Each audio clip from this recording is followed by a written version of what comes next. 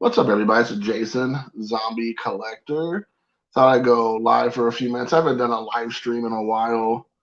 Thought I'd grace you all with my presence and just chit chat a bit and see what's going on. I don't have any really specific topics to discuss, and I'll probably end up taking the video down.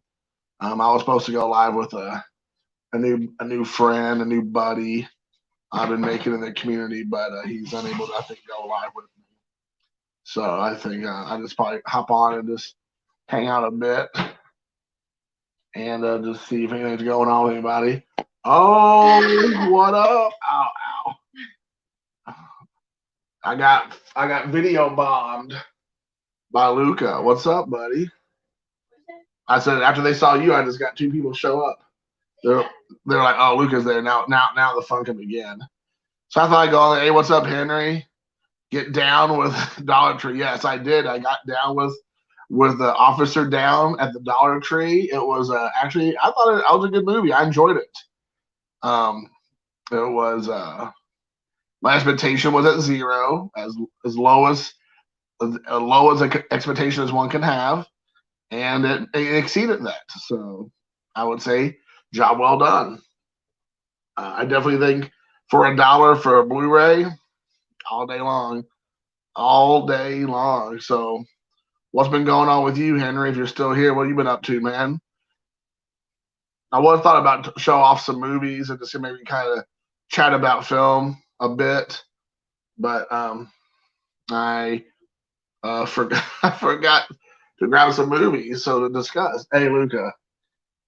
Hey, Luca. Luca. Can you grab me a couple movies off of the shelf? Just whatever you want. Just surprise me. Just grab me something. I don't care. Grab me something that doesn't. Nice. I like what you're doing here. That's one more for the road. One more for the road. Look at this. Oh, nice. All right. Thank you, son. Nice variety. I dig it. So my kiddo grabbed me 4 different movies that I can show off and discuss a little bit. This is a cool one here. So let's go here. The first one up right here is Child's Play with the slip cover, with the slippy cover. Slippity slip. Just slip it on and slip it off. You know how that goes, gentlemen. And right, I've always thought this was cool. They have this little eye, like it's looking at you. Like, wah, wah. Hey, I had to give you this one. Oh, too. Nice. Yeah. Yeah, we love this movie together. Nice. Well, I'll show that one off next. So yeah, we got Child's Play. A good 1980. I want to say this came out in like 87, maybe 88. Let me take a look here and see. 88. I was right. Boom goes the dynamite. So yeah, 88. Chucky, Child's Play. I've met most of the cast at conventions over the years. It's very good. I like Chris Sarandon plays the police officer in this. I like him. He's in Fright Night as Jerry Dandridge from The Vampire, of course. But this is a good movie. This is a movie when you're a kid, it really scares the bejesus out of you because, it's a doll. It's a doll. It's a toy, and this is very creepy. It's very creepy because it's something you want to like cuddle with and, have it in bed with you or have it on the couch with you and you're playing with it, except this thing will kill you because it's possessed by some kind of demonic spirit or whatever. I really, really did enjoy this movie. I don't know how many people grew up with this, but it's a very, very, in my opinion, good movie. I'm not going to do a whole lot of conversation about it just because I just kind of wanted to have some stuff to show. There's a disc. It's a 1 disc. I'm pretty sure this definitely has a Blu-ray release at this point. But anyways, there it is, Child's Play, the 20th birthday edition. Chucky's 20th birthday. He looks pretty good for being 20 years old right there. So there you have that. This is the one that Lucas decided to watch with me not too long ago, Kong Skull Island. This is a great movie. I love this movie. I know a lot of people kind of like poo-pooed a lot of these Godzilla and King Kong movies. I haven't seen the newest one, so I know that's still on the horizon. But I've seen all the other ones leading up to it. I love this movie. I think it has everything. It has action. It has some comedy. It has great monster effects. King Kong looks fantastic, I think, in it. There's some carnage. You know, no one's really safe. Like a lot of the main characters, get killed off. Which again, for a Hollywood movie, sometimes it's difficult for them to kill off their main characters. But pretty much almost everybody gets whacked in this one. Because there's some sentimental stuff going on with what is John C. Riley. Okay, here we go. Oh, my friend's gonna be able to pop on here, John.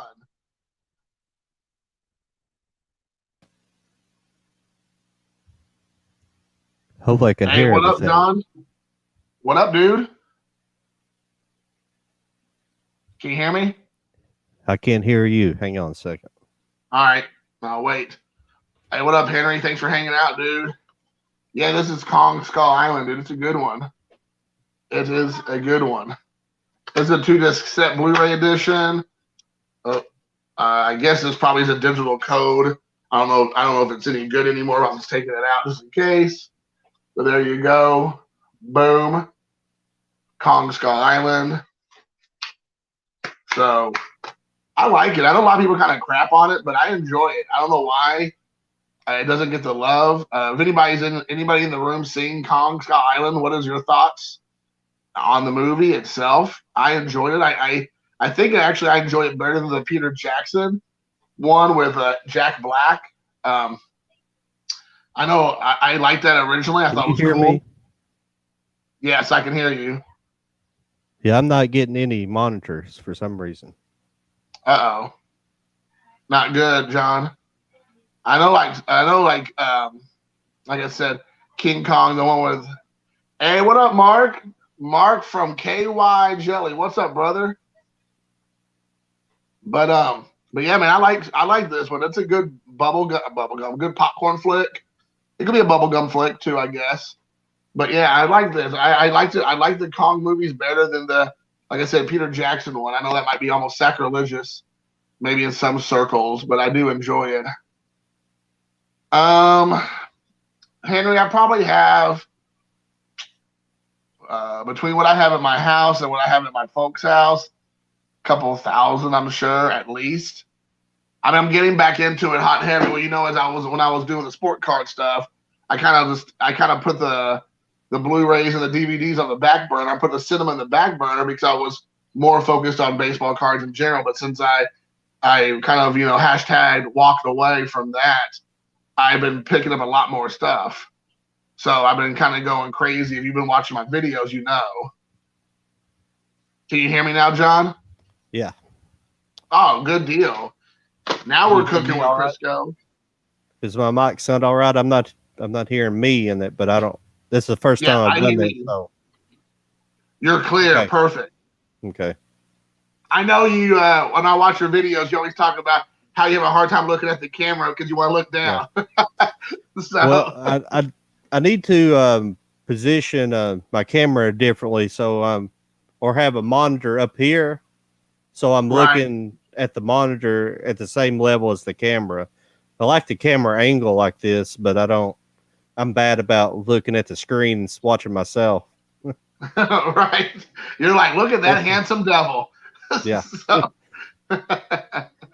So I know everybody, I know this is actually my first time ever talking with John, so it's kind of weird. We're going to talk just first time ever live because I didn't know if you were going to be able to get on. So I thought I'm going to go live and just hang out because I thought you were going to be unable to do so.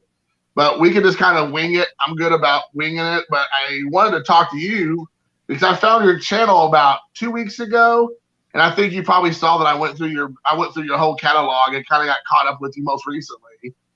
And I've really enjoyed what I've seen from you. But I was just going to ask you in general, and maybe you've said this in some of your other videos, but I wanted to say or ask you, so kind of how did you get into cinema, maybe collecting movies, and then how did that transition you into being a YouTuber? Well, I guess I started watching, I've watched movies from a kid, as a Sure. kid, and I've seen all the classics. Obviously, I'm trying to think of the first movie I can remember seeing in the theater was probably, I don't even know. I don't know, but I remember seeing, going seeing Back to the Future and those movies. And one movie I do remember that's actually coming out on Blu-ray here soon is Explorers. A lot of people saw that in the theater, but it actually came my hometown. It's a little small place, but they had like a one horse theater. It's just a single theater, and they had one movie each week. And Explorers came there, and I went and seen that with my friends. I don't know, I was probably 8 years old at the time. And that's a good one to watch. That movie stuck with me. Yeah, I love that movie. But I think what really, obviously watching Back to the Future and Goonies and all the, classic kid movies of the era slowly made me start loving movies, and then watching them on VHS. I remember being a stupid kid, and at the end of the low IQ is it's not a clever name for the channel. It's but it's just but I remember at the end of the first Back to the Future on the VHS, I didn't see that. Actually, I don't think I saw Back to the Future in the theater, but at the end of the VHS it says "to be continued," and I thought, well, if I just keep watching the tape, the next movie will be in there. That's awesome. That is awesome. Yeah. So and some of my friends like, I don't think it works like this. No, but I figured that out after that one. Yeah. Right. I learned the hard way. It does not. You're correct. So, yeah. So I guess so. You started out as a VHS. Like I said, I'm assuming you and I are around the same age. So probably watched a lot of stuff in the '80s on VHS, and then the '90s rolled around, and then DVD was introduced towards the end of the '90s. And I'm assuming you're probably becoming an adult at that point in time, or an older teen. And so obviously I can see behind you have tons and tons of, DVDs and Blu-rays. I know you do mostly, I think Blu-rays mostly, maybe I'm wrong, but I know you show a lot of that on your channel. But so obviously you transitioned from VHS to DVD, Blu-ray, maybe 4K also now. So where did you make the switch there, and kind of how did that take off? Kind of before that, I think what really got me what got me really loving cinema was probably seeing some of the, probably like Pulp Fiction and things like that in the early '90s. Yeah. I remember seeing that in the theater, I don't think I was driving at the time, but my best friend's brother, we all had went to another friend's house who had a band at the time, and he had done like a little preemptive show in his basement. And after that, we went and seen basically like the midnight showing of Pulp Fiction. And we were like, I was probably only like 15 or 16 at the time. And just like really, really kind of getting interested in more independent movies and things like that of the era. The problem is being here in Kentucky, central Kentucky, especially Lexington was the closest big city. It's like right next to where we're at here. And you're from Louisville, so you didn't have it as bad, but there's not really this area of the country. You just don't have a variety of independent movies you can go to. And Louisville may have had a couple of theaters more, but Lexington only had the Kentucky Theater downtown, and that's the only place that really ran independent movies. So, but as far as I never was a VHS collector. In fact, if you hear some of in my videos, I'll refer to as VHS the crap technology. I just loathe that technology. Like some people love it. I can't stand it because it's all pan and scan for the most part. Yeah. I do remember standing in line at Blockbuster to get the Titanic release. And I had actually for some reason ordered the full frame version, because that's before I really got into understanding all the aspect ratios and things like that. And I'd ordered a full frame, and when I got up there, the person handed me the widescreen. I was like, well, I'm just going to take this. I'm not going to tell them. So I just took the widescreen version of it. But I don't even have that anymore. I don't even have that stuff in my collection. I left them at a house. This is after I had got into DVDs. I didn't even care anymore. But I didn't have very many. I had a couple of Monty Python movies and some Alicia Silverstone movies I was really into when I was a kid. Like I had several of her stuff, her movies. I don't blame you. Yeah. I mean, I was really, I don't know. I really like Clueless. I love that movie. And as a younger person, I had a crush on her when I was younger, but I grew out of that. She became kind of like a hippie. So kind of, I don't like hearing her political opinion anymore too much. Sure. Right. No. But I really don't care, but. Well, then, so I'm assuming at some point, because like you were talking about, you're like trying to find a place to watch some of the more independent cinema, like you said, the Kentucky, and there in Lexington. I mean, in Louisville, where I grew up in Southern Indiana, Jeffersonville, Indiana is where I'm from. So in Louisville, there was the Vogue that used to be there, and they would run like Rocky Horror Picture Show out of the Vogue. And that was on Frankfort Avenue in Louisville, Kentucky. And then there's also the Baxter Avenue that's still there today. That's on Baxter Avenue as well. So I was really fortunate to see a lot of independent cinema and horror that you wouldn't normally see in the regular cinemas back in the 90s. Throughout, I didn't, because I was in high school in the 90s. So like kind of like you. And so, but it was kind of interesting because obviously you don't know this, but in 1992, when Reservoir Dogs came out, there was and I'm also a huge Quentin. I mean, that was the first time I understood what cinema was. Like you said it really well. Like I loved movies. I loved all the big box popcorn movies, like we talked about, like, Star Wars and Back to the Future and Indiana Jones. I loved all that stuff. There's Goonies, everything. I loved it all. But I didn't know about cinema until I saw that Quentin Tarantino movie for the first time, Reservoir Dogs. And there was a place in Jeffersonville called a Jeff Ford Plaza. And it was like a kind of a rundown theater that was, it was like a few levels up from a grindhouse almost in some respects, because at that point it was on its last leg. You could go watch a movie for like $1. It was like 50-cent Tuesday nights or stuff. And they didn't care how old you were. I was like my son's age. I was like 13 years old. And I go up there, I roll my bike up the street, and I give them 50 cents. I go see Reservoir Dogs. I'm like obviously well under 17 or whatever. And then like a couple years later, like in '94, I'm driving at that point in time in high school, and I go see Pulp Fiction, like you were saying. I think we're probably have to be about the same age after I heard what you said. How old are you? I was born in '78, so I'll be 43 this year. Yeah, me too. There you go. See, October 29th. I'm December. So, but my best friend was December 29th, so he was like 2 months exactly. Yeah, that's awesome. My son's actually October. So, he used to be my friend, but he's out in Portland now, so he's hanging with the hipsters out there. So, yeah, keep Portland weird, right? Yeah, Portlandia. I don't have anything against it, but it's funny. So you told us obviously a little bit about your passion a little bit to get to where you're at.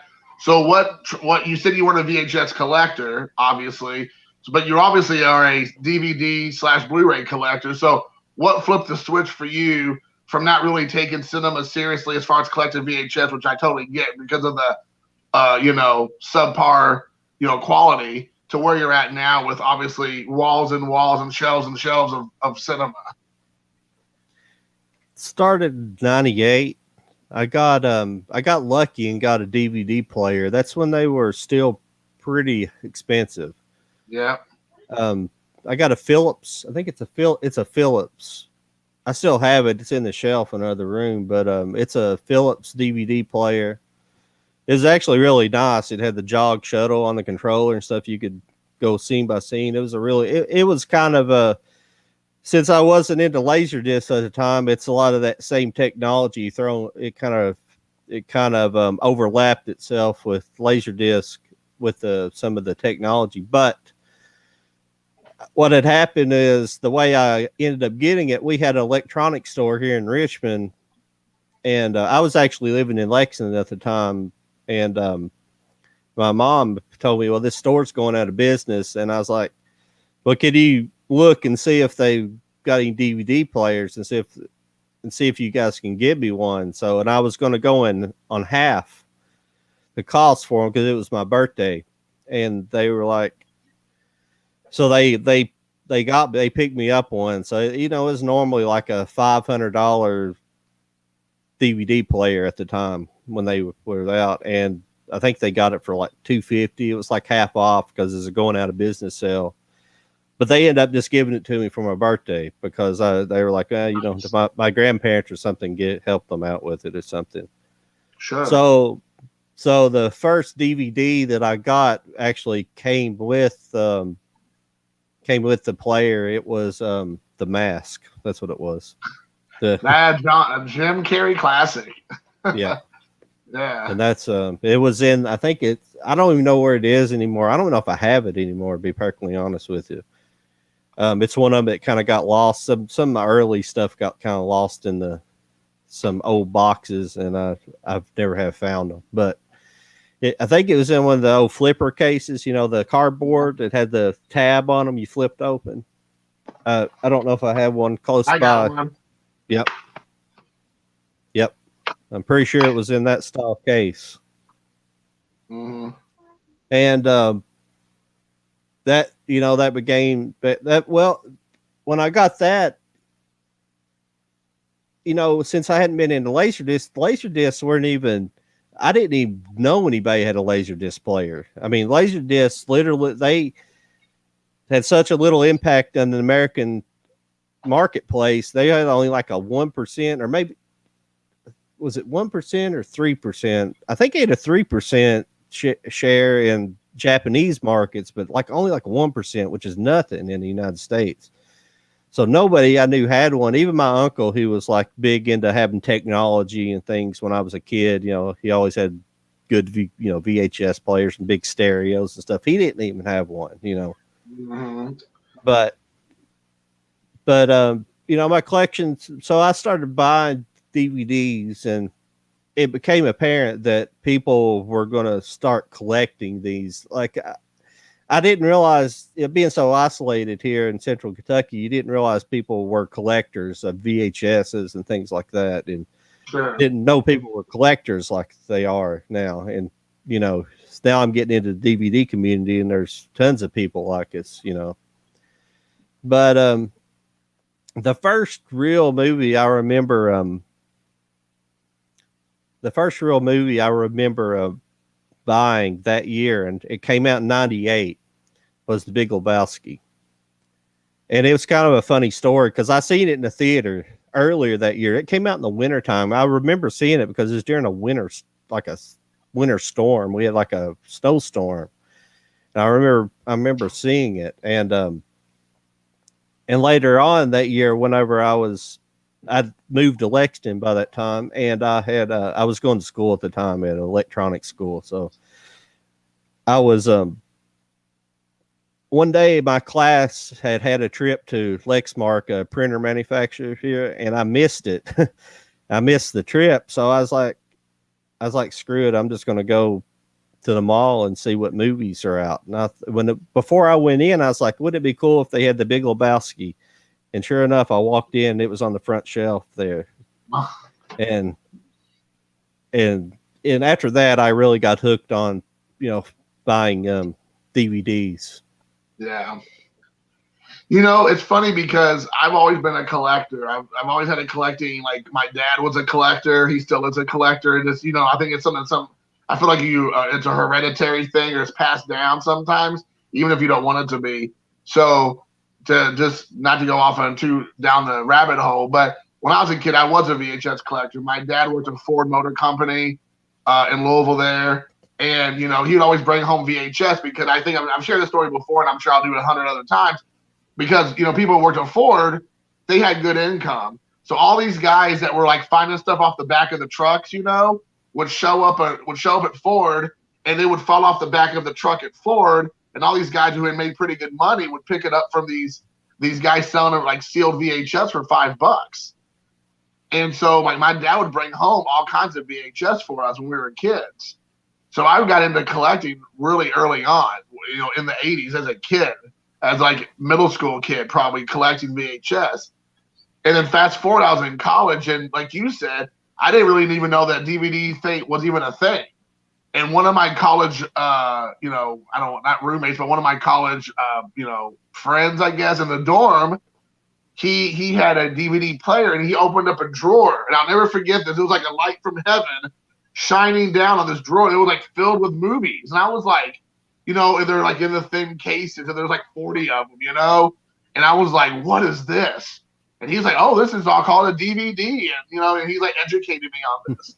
And so this is like in the late 90s, and I was like, oh my gosh, this is like magical.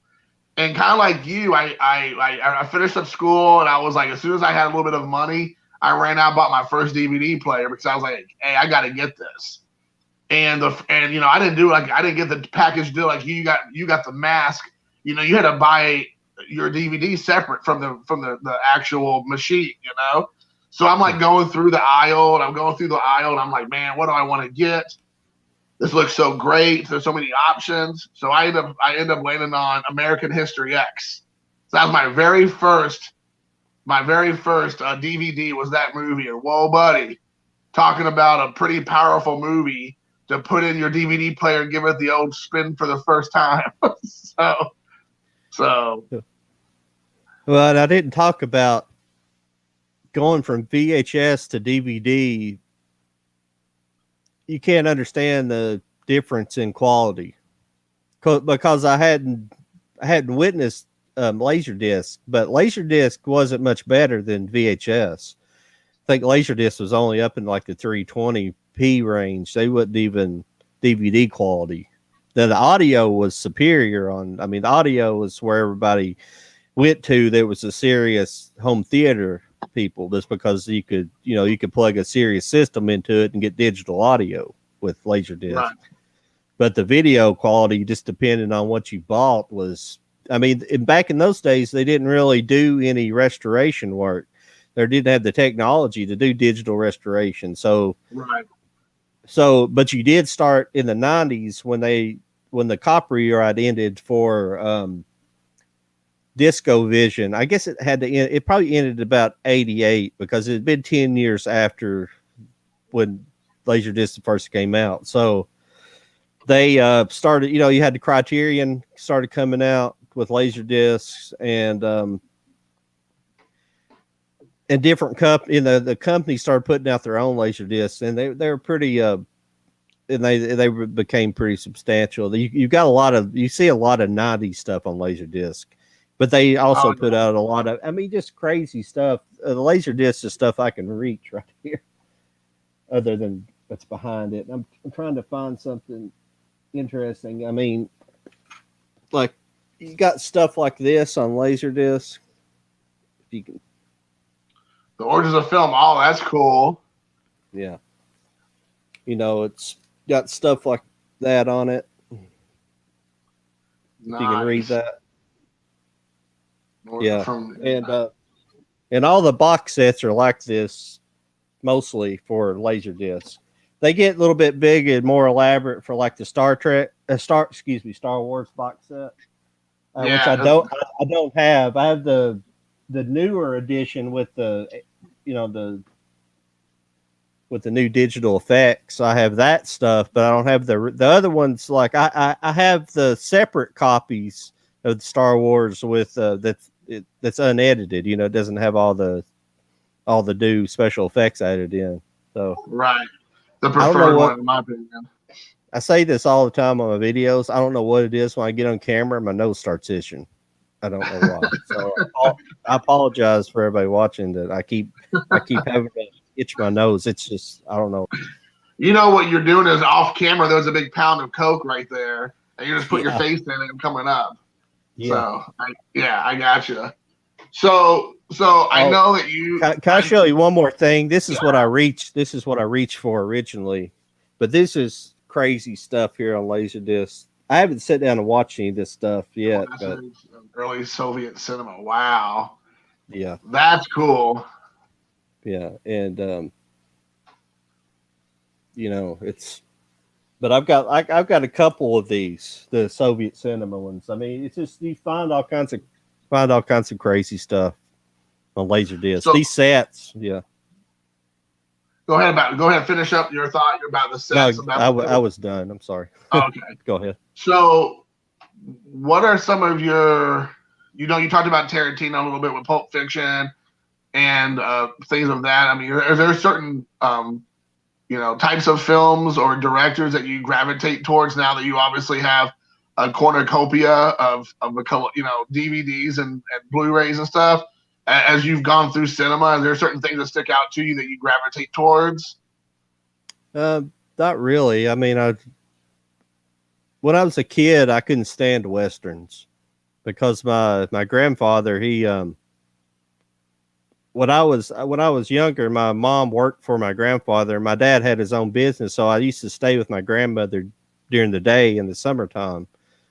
And my grandfather, he would come home about 3 or 4 o'clock in the afternoon, and then I had to quit watching cartoons or whatever on his TV, and he had a big screen TV, and I had to stop watching it. So, and he would flip on the westerns. So I always hated the westerns, but I love westerns. Now, once I got older, I love westerns and I like war movies, and those are things I didn't like as kids. But when I got older, I became that. Now, yeah, as far as directors and things go, I mean, I gravitate towards the directors all the time because of I like Peck and Paul movies, and I always forget his name. Every time that Bud Bedecker, he's a B director. John Ford, obviously. As far as non-direct, as far as non-Western directors, I like I like a lot of old movies. You've seen me talk about that stuff before. Yes. Like Billy Wilder. I like his movies as far as an older director. Hitchcock, obviously. I mean, I think we're kind of the same. I'm bad with names. If you put me on the spot, I'd forget names all day long. No, I think you're giving out some really great answers. I think it's awesome. Trying to think some other stuff. I had to look sometimes to get to remember people that I don't want to talk about. I don't know. It's just the one thing I don't collect a lot of, and what there's so many people out there who just love horror right now. I don't hate horror. I like it's crazy. You're a zombie collector. I love zombie movies. I like the zombie. I've got a bunch of zombie movies, but I don't try to necessarily go out and collect all the independent horror that's out right now. We're a little overrun. I wish people would make some new independent noir movies or something, or independent comedies. Because but I mean, people love it. I don't really know. I think it's the same. There's a lot of people that's into metal. I'm not a big metal fan. I don't hate metal. It's just something I don't listen to. And the same kind of people, I think, like, they like horror. It's the same kind of mindset. Yeah, I think that sometimes those kind of things go hand in hand. I know a lot of people who are horror fans are also wrestling fans, which I find interesting a lot. So, but I like wrestling. Yeah, I'm a huge wrestling fan. But old wrestling, I can't get into the new stuff. I even bought I hadn't watched wrestling for years, and I started, and I've started buying this stuff, and that's a good one there. Which one was this? 95, 99. This is volume 3. I've got like 4 volumes of them. That's all I have, and I think it goes up to 20, WrestleMania 20 or something like that. For sure. But I like the classic wrestling. I like that era from like probably 87 to maybe 91 or 2. was like really great. Then it had Yeah, like a weird change. I quit watching it when I was in probably a freshman in high school, and then I didn't watch it for years. I don't have anything. I like watching it. Sometimes I really like watching the women wrestle now. It's a I don't watch a lot of the modern day WWE. I watch AEW. That's my favorite promotion right now. So I think they're a little bit more like the old school stuff. Like they tell stories. They have a lot of old school throwback wrestlers. They encourage people to not everybody's a high flyer. There's some guys that just wrestle on the mats. There's some psychology going on there. They're trying to tell a story in and out of the ring, which I appreciate. Is everyone a home run? Well, of course not. But I feel like they try more than I think they hit more than they miss. And I definitely can tell they try, which, I'll give them that much credit because, even the old stuff, which I love as much you do, not every single one of those was a hit either. Sometimes there was like this, stuff that just didn't make sense or it was goofy stuff or whatever. But I like characters. I like people that can kind of flesh out a character and kind of like live in that skin while they're wrestling. And I enjoy that. So I see that you show off a lot of you do pick up videos, you like show off some newer stuff that you're doing. Is there do you ever get caught up in that? Do you ever feel like you ever get caught up in the hype of certain movies or certain DVD, boutique companies and want to start buying all their stuff and then realize, yeah, maybe this is some garbage that I'm getting myself into, but it's hyped up so much because I always got to put a lid on it because that stuff you can be poor by the end of the week with so many of these releases if you're not careful. Yeah. Well, the unfortunate thing right now, I did have a good job, but I'm on disability right now. So it's got tight. It's got tighter and tighter and tighter. And maybe realized that some of the stuff I was buying before, well, some of the stuff, it's getting ridiculous. Like Arrow Video, they put out great products, and Arrow and Vinegar Syndrome. Now, Vinegar Syndrome they got real nice packaging, but I don't want a lot of the stuff that they're putting out on disc. They put a lot of this like B stuff that's not worth getting on Blu-ray. They're one of the companies that I love for being able to get Rad on 4K. I mean, that was an awesome buy. And they I've got a few other things from them, but Arrow's getting really bad. I was talking to somebody else, maybe Gary's Movie Emporium. I don't know if I was talking to him or talking to you about it. But I was telling him about I was talking to Gary about it, and I think it was Gary. And he I was telling him about I bought that Donnie Darko Arrow 4K. And it comes in the kind of, I'd grab it here, but I don't want to get up from my seat in the middle of the broadcast. But unless you guys want to see it, but it's up to you, man. It's whatever you want to do. But I'll grab it here in a second. But yeah, I'll grab it and I'll kind of explain to you what I'm talking about a little bit better. Okay, sounds good. Yeah, I agree, Mark. Rad. I'm picking that up on Blu-ray, dude. As soon as I get a chance, I'm gonna be picking that up Rad on Blu-ray because you gotta get that BMX movie from the 80s. It's just so awesome, man. I remember watching that when I was a kid, loved it. It's definitely gonna be on my list to pick up. Okay. Donnie Darko is just a great movie. I saw it in the theater, but this is the kind of packaging I'm seeing a lot from Arrow. It's the thick case. It has a lot of extra features, which is cool, but you get like a hardbound book inside. But this wasn't too bad. I think it's around $40 or something, but it's high, $40 for one movie. Right. And it's a nice hard, the thick cardboard box, which I used to love. I used to love collecting those, but this stuff is just getting so expensive, and they're putting it out on limited editions, and you can't hardly get it. Some of these movies I want, but I don't want to pay. It's going to break the bank to buy them, and I just don't like that I just don't like that being the only option. I don't know. It's kind of getting frustrating.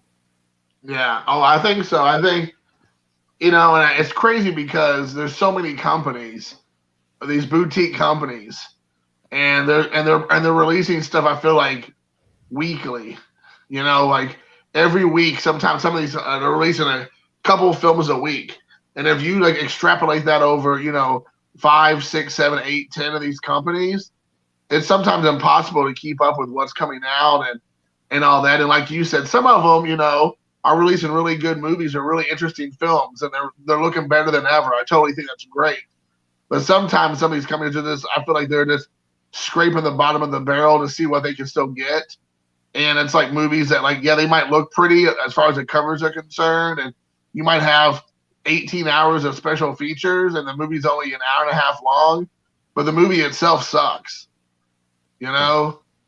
So Yeah, you can't keep up with this. There's some people. There's one collector out there I'm thinking about. Yeah, there's nothing wrong with it. I'm glad they can afford to do it. But movie buff Beth, I don't know if you keep up with her. Any? Do you ever see her?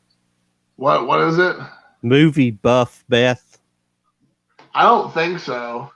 Yeah, but she literally like every month she'll have like 20 or 30 of the like Arrow videos or Criterion. And I mean, they had to be, her and her husband had to be spending several $1,000s a month on all this stuff they're buying. I mean, they're just buying stuff up. Now, see, the vast majority of what's on my shelves, I've watched. I'm like Keith at Serial Midnight. I buy it to watch, and I buy stuff that I want to watch. I don't buy. That's why I'm not a big fan of going out to the Dollar Trees and stuff and buying everything. Now, there's some great finds at Dollar Tree. That's why I'm kind of getting into going there. There's some great stuff to find in the genres that I like. So I don't mind going out, but I don't want to. I'm not one of those people that's going to go out and buy one of everything that they have because I don't want. Because this year I've bought more than I've ever bought before on DVD, and I'm behind on watching stuff. I'm probably 5% of stuff I haven't watched, so I'm behind several hundred movies or a couple hundred movies probably that I haven't even watched. And I don't want to. I know there's people out there that's got these massive collections that don't watch anything hardly at all. They're just. It's fine archiving like that for the future. That's fine, but it's just. I think some people are like hoarders. They collect and they don't really. They just care about the collecting, not the. I'm in it for watching the movies. I want to see the movies. Well, I mean, you can see that here on YouTube. I mean, that's 100% the reality. Is like some of these guys do those, Dollar Tree finds, Goodwill, Dollar, what is it, Dollar General. They do Big Lots. I mean, it's everything, And it's not just that you pick up 3 or 4 films or even 5 or 6. Right? They pick up like 30 a day. 30 of these films. Yeah. And without a doubt, they're not watching all those movies. And that's the thing. When I go, I picked up 20 something movies from Dollar Tree, but I already went through 2 or 3 of them myself. I already went through, during the weekend. I'm watching them. I'm getting through them. I'm getting them on my shelves and things. And if I like them, I keep them. If I don't like them, I put them on eBay and I'll sell them for a couple bucks or whatever. But I mean, I keep most of it because I'm a collector. I love movies, and like we talked about earlier, is like I like certain directors or certain actors, or certain genres of film. So I'm going to hold on to them, even if it might not be my favorite, just because I like maybe a certain acting in the movie, or that director might be one of his weaker movies, but I still enjoy because I want to just be because I'm a collector. So I collect, it's kind of like the baseball. Like I used to be a big time baseball card collector. So like I'd collect everybody that was a certain player. Maybe sometimes they sucked. Maybe sometimes they had bad years, but I still kept their card, So it's the same premise, So, you also got to be able to fund your hobby. So you got to be able to make some money if you want to keep doing this. You want to keep doing this. So you got to be able to make some money also because it's not cheap. Yeah. So, but, I'm not the kind of guy, I know you alluded to this, I'm not going into the Dollar Tree and buying 15 copies of Officer Down on Blu-ray and then wipe it out completely so I could turn them out and put them on eBay for $5 a pop or $10 a pop, trying to make like $7 a piece off of them. It's like I'm gonna buy one, and if I like it, I'm keeping it, whatever. So I agree with you, but I think for me, a lot of it just like if I enjoy the cinema, I'm gonna watch the cinema. I'm gonna watch the movie and I'm gonna keep it. Has anything with you with anything since I guess the whole like working from home or being COVID and not being able to leave your house as much or whatever? Have you had any surprises this past year that you really enjoyed, like movies you found or directors you found or anything that maybe something from 30, 40 years ago that you never knew about that now that you have maybe some more downtime you experienced for the first time? I'm always finding stuff for 30, 40 years ago or 50 or 60, even back. I like 30s, 40s movies. I'm always discovering new movies. There's so many movies that's been made over the years. It's ridiculous. Sure.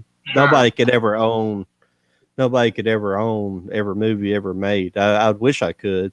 Right. Have you ever seen that video on YouTube? It's that really rich guy that's a big time collector. He's like got 15,000 movies and his collection. He's got like one video. He might have multiple videos, but there's the one that always circulates. It's basically his video collection. And he's got like 15,000 at the time. He had 15,000 movies, and he was talking about basically the person who's his rival as far as collection size is like Martin Scorsese. Scorsese's a big physical media collector as well. Oh, sure, I bet. Yeah, and it's a pretty cool video, but sorry I got off topic a little bit. But no, not at all. Well, I've had a lot of downtime in the past year because I've been on disability. I'm on dialysis. I've got failed kidneys, so I'm kind of I've had plenty of downtime, but I don't get down about it. I stay positive. I feel good. I do what I eat the way I'm supposed to and exercise daily. So I'm just getting on the list right now for a kidney transplant. So hopefully one of my relatives, once I get on the list, hopefully one of my relatives will match and I'll be able to get it quicker. So. No, that's awesome, dude. Well, definitely pulling for you that. I hope it all works out, man. Well, it's good that being younger is fine. Yeah, being younger is easy. Yeah. Right. Well, being younger definitely does help, and hopefully that gives you some of the time that you need. But the one thing that's good is that cinema kind of gets your mind off of those kind of things, right? You get to be transported away for 1.5 to 2.5 hours a lot of times. So that's what's really cool about watching movies is that you can kind of forget about that stuff, Yeah. What up, Bob? I'm trying to think what like I was saying, I'm always discovering things. I'm trying to think of some stuff that that's really kind of blown me away in the past year. It's kind of funny. Most people when you work, you think I wish I had all this time in the world to do stuff, but whenever you have all the time in the world to do stuff, you don't do as much as you want to do. Yeah. And so true. So true. And I've watched there for a while. It's like when I first went on disability, I didn't first went on short-term disability from work. I wasn't watching movies hardly at all. I couldn't get myself to watch them. It was weird. It's like I lost interest for a while. Like I was burned out, that kind of feeling. And I don't know why. Just the last couple of months, I've really picked back up watching movies. I think that you and I talked offline, and we were texting back and forth. But I think one thing that it's a double-edged sword and it's a mixed blessing, or you can just throw whatever little term around here. But I think that if you really find a passion for something, like we're talking about film collecting, watching movies, but if you find other people who share that passion with you, it becomes even more amplified, and you even want to do it more. You want to be connected more to it. You want to talk about it. You want to hear what other people have to say. You want to watch their stuff. So it becomes kind of addicting in that aspect of it, because I was like that with my ball card obsession, passion, addiction, whatever you want to call it. A lot of the guys that's in here right now, pretty much all of them were from my ball card days of collecting. They're still here watching this stuff, and they're great friends and great, supporters. But I mean, because you get that connection, that's why I reached out to you, because I see you've been doing it for a while. I think, obviously I could tell you and I are the same age. We have the same types of taste in general. And, there's another guy I'm talking to who's actually from Louisville. I don't know if you've met him or not, but he's called Dagus Film, Dague. And I'm going to go live tomorrow. But he's from Louisville, and he's a huge film fan. I haven't seen him yet. Yeah, sorry about it. Yeah, but again, I'm finding guys that are like around me who, like, we talked about, like, I don't care about really views or subs or whatever. I just like talking film. So if I have one person comment or I have 20 people comment, to me it's just having that interaction, And then if it's like you reach back out to me, we're talking through the messaging on YouTube. So I was like, this guy wants to interact, at least on his own channel. So that way I can build that rapport with you and kind of get a feel for what you're into, And I think that's the way you build a community. But to get back to my point is, I think that what you were saying initially is, once you started got going a few months ago and kind of got the back up, it's nice to connect with people that are like-minded, because probably around you, you don't have the same film fans like down the street or friends or family members. They don't really get it. They're like, yeah, that movie's great. I saw it 3 years ago. I could care less. But you might want to dig into it a little deeper. Yeah, I don't have a lot of friends around anymore. I live here with my parents where I've been sick. So, and my mom, she watches movies, but she watches like Hallmark Channel stuff. She don't have any culture in movies. My dad, he don't watch anything. He's just not. He doesn't have any interest, and he just likes fooling with cars, which I do too a little bit, but I just haven't been since I've been in the situation I've been in. I don't mess with them as much as I like to, but I never had a lot of influence around and encouragement for this, except for some of my old friends.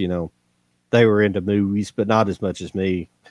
I had one friend, one of my old roommates was, and he lives out in Los Angeles now, but I don't know what he's doing anymore. But he did. We used to like watching Mystery Science Theater and stuff and things like that. But that's one of my favorite things from the 90s and stuff. Which the reason I really haven't watched a lot of it when it was being broadcast, because growing up in Irving, Kentucky, where I'm from originally, the cable company didn't carry Comedy Central. So until I moved to Richmond when I was a senior in high school, I didn't have Comedy Central on my cable. So I never did get to watch Mystery Science Theater, which Mystery Science Theater was on Sci-Fi by that time, but they didn't have either Sci-Fi or Comedy Central. So yeah, I mean, for me in high school, definitely MST3K was huge. Like, I would watch it. And I mean, I just remember thinking, like, it goes back to thinking that you're, what do you call it? Like, kind of like in the movie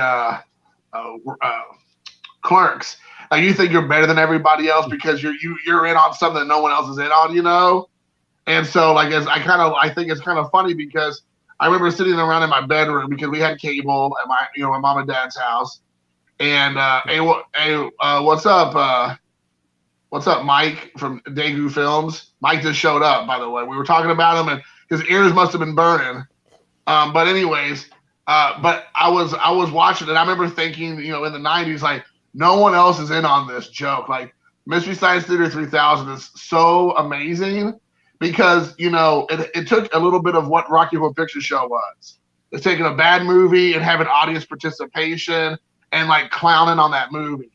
And I was a big Rocky Horror Picture Show fan growing up, and I used to go to the theater at midnight at Vogue Theater in Louisville, like we talked about. And I used to watch Rocky there every other weekend. It was when they had it. And when I got into high school, one of my good friends ended up being a riff raff. And so he was on the stage. And so that made me even like it even more. And then, of course, there's Mystery Science Theater 3000 came along. You got these guys in the crowd that are just goofing and funning on the movie. And, I just loved it. I loved it. And I remember thinking, like, no one else is in on this. It's kind of like this underground thing.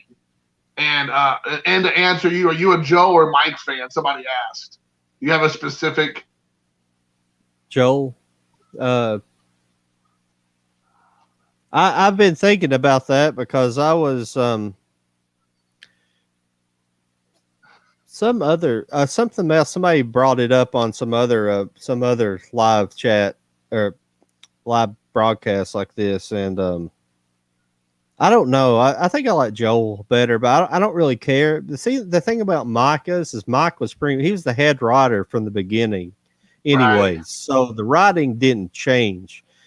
There's, I think, I don't know. I think Joel did some of the more classic episodes. I think the funniest episode to me is, sorry, hang on a second here.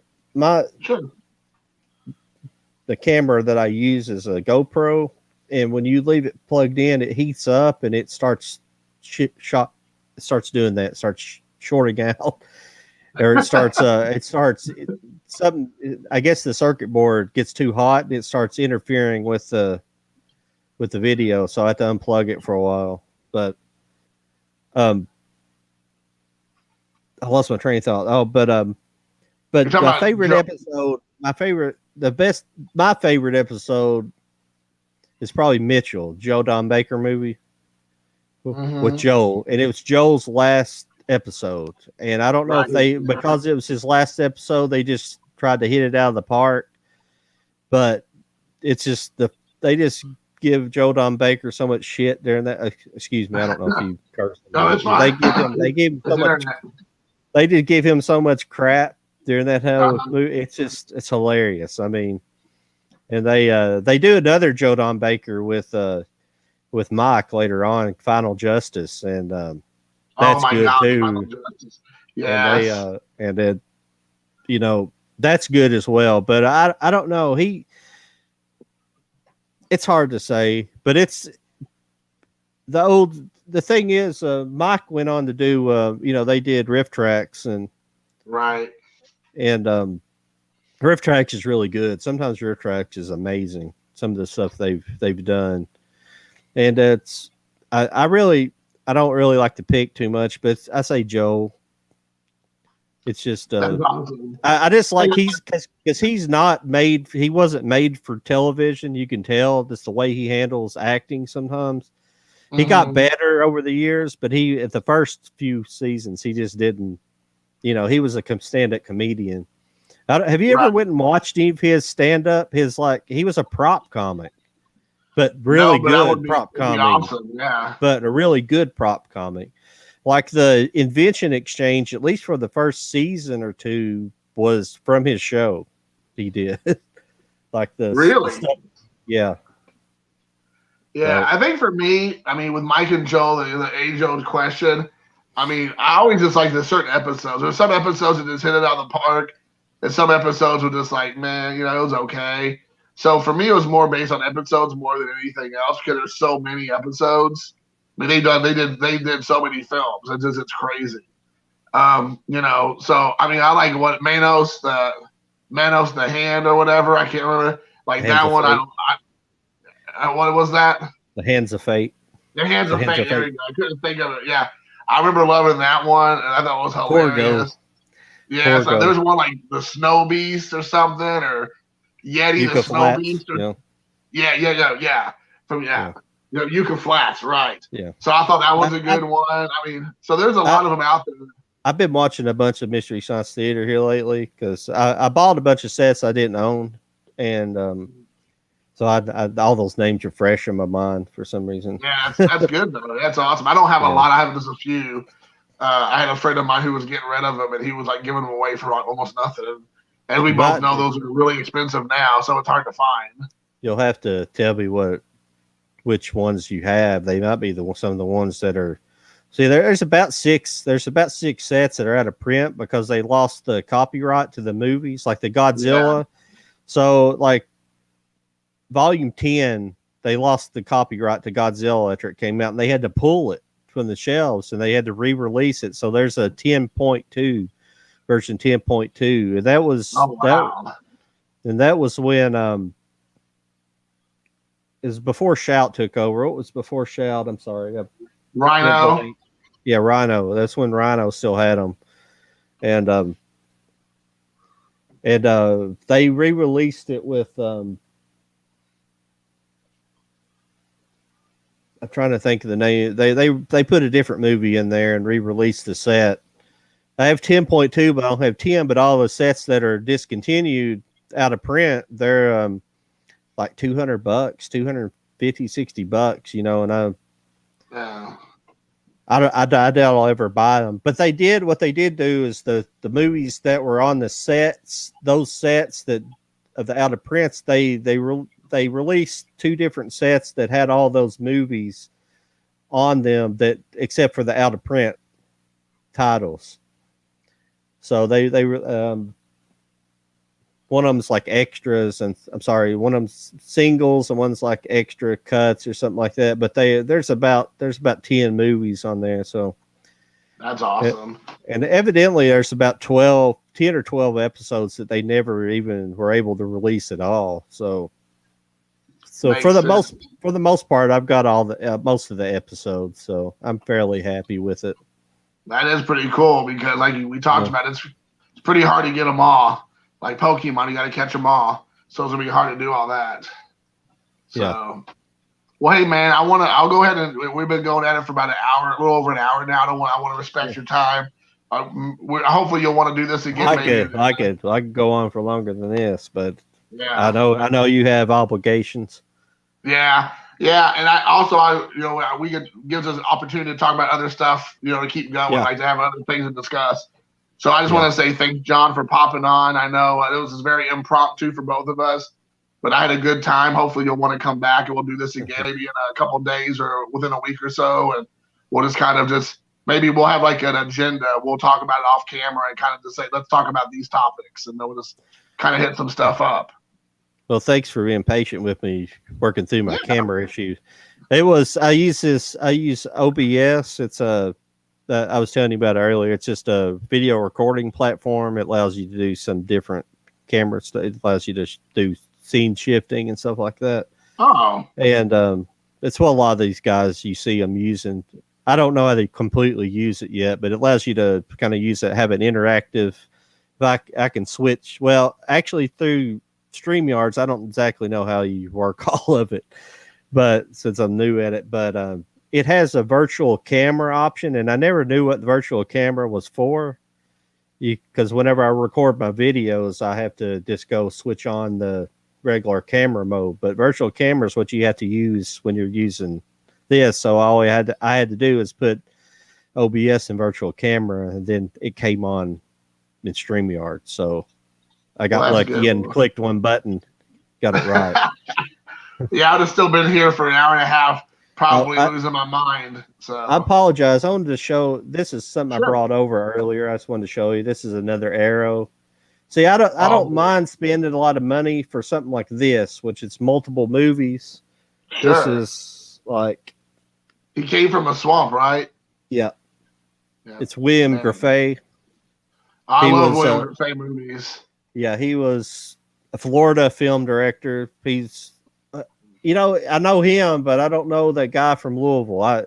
You're going to get me more from him. Yeah, but he's the same. It's the same thing with him. He's a regional director. He made stuff for drive-in movies, grindhouses, and that's where they played them. And they made super low budget movies fast. And yeah, I met William Grafé at a Cinema Wasteland in like 2005, 2006 or something. I met him. He came up it's outside of Cleveland, Strongsville, Ohio is where the Cinema Wasteland is.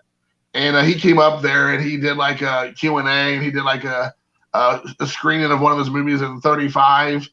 And he was really cool. I remember he had a big mustache. Like he had like this mustache thing going for him.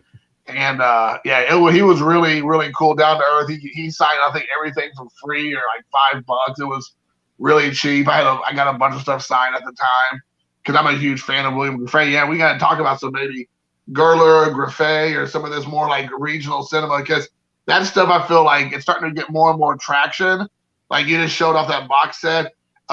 Severin Films just did Day of the Animals, and they did Grizzly on some really high-end Blu-ray editions. Do you have those? Did you show those off? No. Okay, I I think couldn't you, remember. I think you did. I think you did. You have them, don't you? Is that just Yeah, a I DVD have set? I have them I have the box set on DVD, but they've upgraded that tremendously over the last few Oh, weeks. oh, I know why I know about that because after you brought it up on DVD, I looked for it, and they do have it on Blu-ray now, don't they? Yeah. So I'm gonna be Yeah. buying that soon because I mean that's right in my wheelhouse. I'm a huge Girdler Mark, so I'll definitely be going and picking all that stuff up. But yeah, man. But I'll like I said, dude. I'm before we do this again, I'll get my base. I have a 10 of baseball cards I collected. It's just it's like an old ammo box. I used to keep Uh the good stuff I have, which isn't that good. I'll break it out and see what you think about it. There There's you go. nothing there's nothing that important in there, but I'll break it out and see what you have to say about it. Yeah, you can show it off on here. Now you'll have a lot of people who can tell you all about it. I'm sure because there's a lot of Yeah, baseball card aficionados who hang yeah, around the channel still, so they probably help you out. So, but hey, man, I'll let you go. I appreciate it, John. We'll do it yeah, again here, maybe in a couple of days to a week, whatever our schedules work out. And I thank you for your time, sir. yeah. Thanks for letting me come on. I Yeah, appreciate it. man, for sure. Yeah, man, Like we'll do it to again, man. I like appreciate it. to start making a regular thing, maybe. That's it, dude. That would be awesome. I Yeah, think I want to do that with you and with Mike, the other guy, yeah, another Kentucky guy.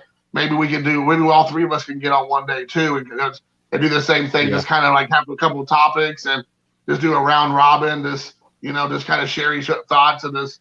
If we have five Well, people watch or 105 people watch, it'd be fun just to kind of just talk about movies. are you So familiar with Friday Night Tots? Those guys, the no, and I think Nerd someone's Erotic. mentioned it recently. Yeah, I mean they're a pretty big outfit, but they're connected to geeks and gamers and stuff. But I'd like to do something like that, but have it more based around movies, not pop Sure, culture so much right. because the thing that they're covering, all that stuff starting to become an echo chamber, really bad.